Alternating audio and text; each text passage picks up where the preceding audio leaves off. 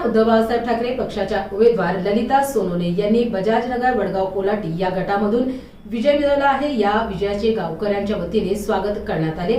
ललिता सोनवणे यांनी गावकऱ्यांच्या वतीने देण्यात आलेल्या मतदान रूपी साथीचे आभार या प्रसंगी व्यक्त केले।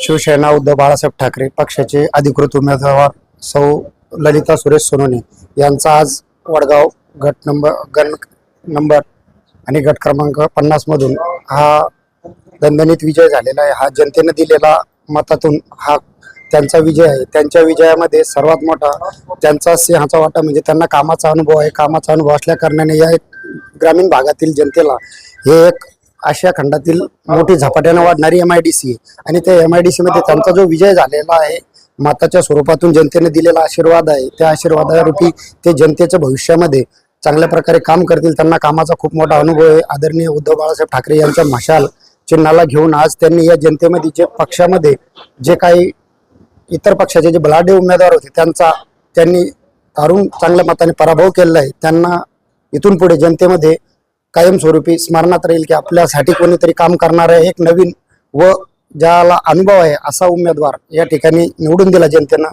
एवढं बोलतो, थांबतो। जय हिंद, जय महाराष्ट्र। अशोक निकम। मी शिवाजी हिवाळे पाटील।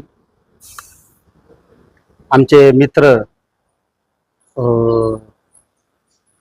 निलेश सोनवणे सर यांनी गेल्या 5 वर्षापासून गट क्रमांक 51 मधून तयारी केली होती जिल्हा परिषदसाठी, परंतु त्यांना पक्षाने उमेदवारी नाकारल्यानंतर त्यांनी वेळेवर जिल्हा परिषद गट नंबर 51 मधून 50 मधून त्यांनी त्यांच्या भावजाईला उभाटा गटाकडून त्यांना उमेदवारी घेतली आणि त्यांनी 8 दिवसामध्ये प्रचंड मताने त्यांनी विजय संपादन केला।